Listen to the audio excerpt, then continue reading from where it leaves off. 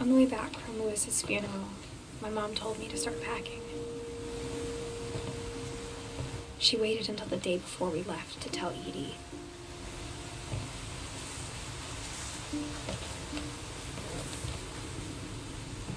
I'm not sure if she wanted to make it easier or harder.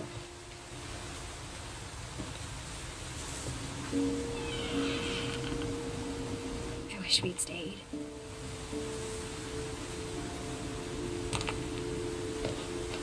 But I understand why we left.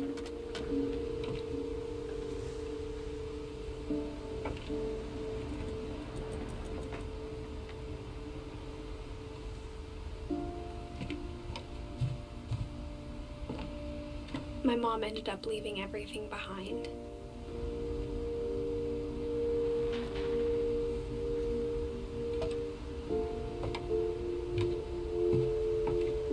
What happened that night had been coming for a long time.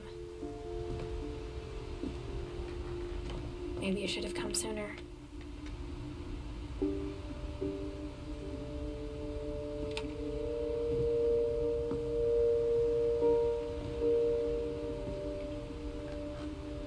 But it had to end one way or another. All that's left now is to tell you about that last night.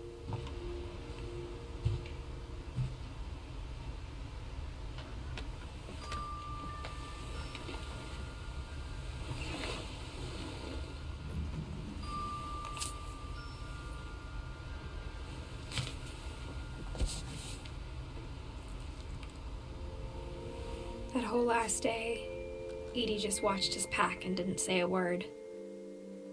Until supper, when she raised her glass and said, "To our final night together, and all our final nights apart." Grandma, you know what I said about alcohol.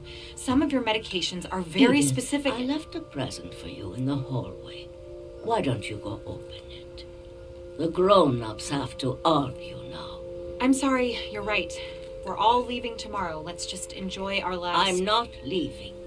Edith, you're excused.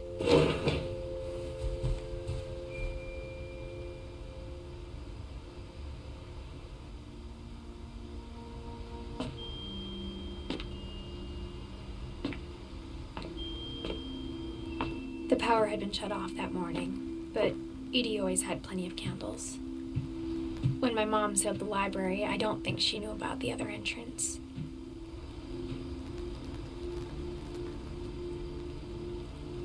Or that Edie had a key to it.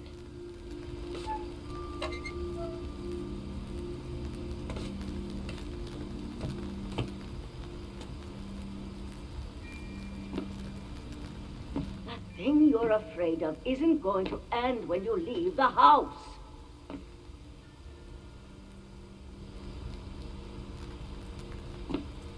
Edith has a right to know these stories. My children are dead because of your stories. I think it's best if Edith and I leave tonight.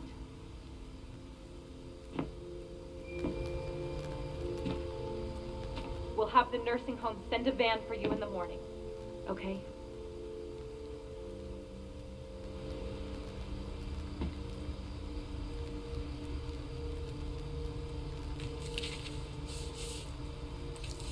Dear Edith, there's so many stories I wish I could tell you, but there's only time for one. This is about what happened on the night you were born. That night, the tide went way, way out. It was the first and last time I ever saw the old house aground. There'd been an earthquake out in the middle of the ocean. They called it the lowest tide in 1,000 years. God, it smelled awful. You know, I've seen that house every day of my life.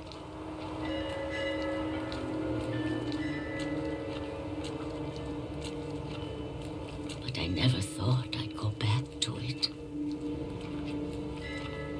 When the fog rolled in, I lost my way.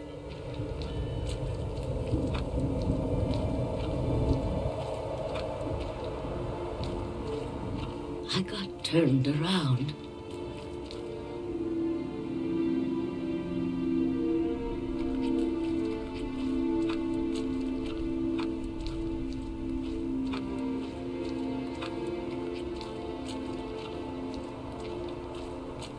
For a while, I wondered.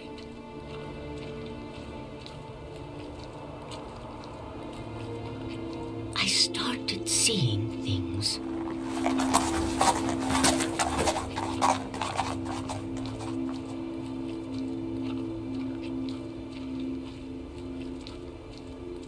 Things I'd forgotten had ever existed.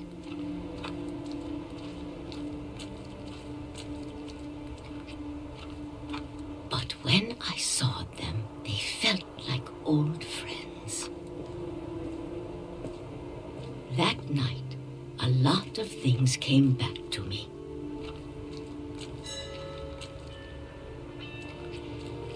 Or maybe I came back to them.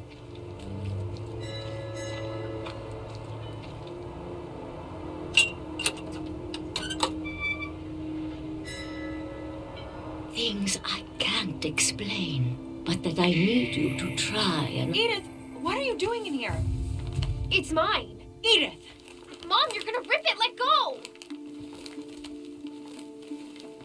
I kicked and screamed, but Mom dragged me to the car.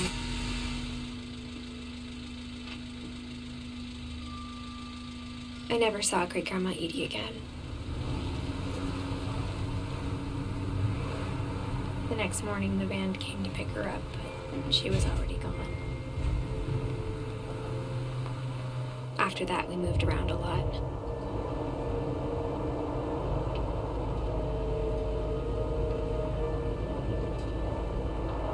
We both tried to make the best of it.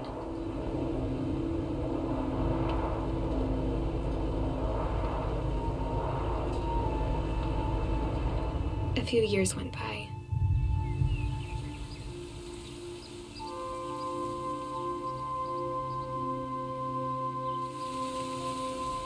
My mom doesn't like to talk about it,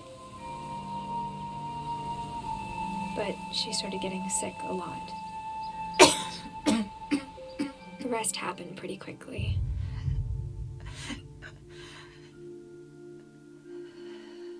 She got better for a while,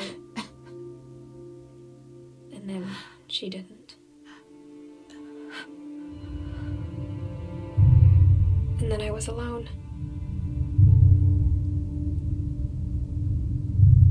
The last Finch left alive.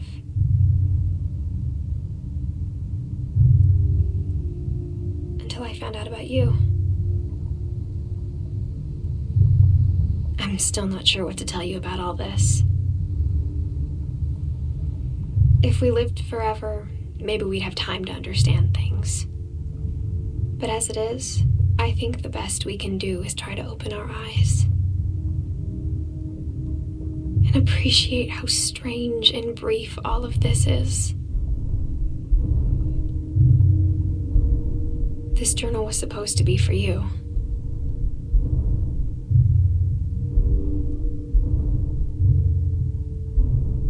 But now I hope you'll never see it. I just want to meet you and tell you all these stories myself. But I guess if you're reading this now, things didn't work out that way.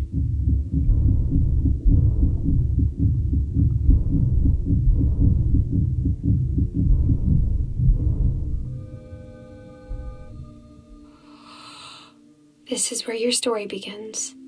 I'm sorry I won't be there to see it. It's a lot to ask, but I don't want you to be sad that I'm gone.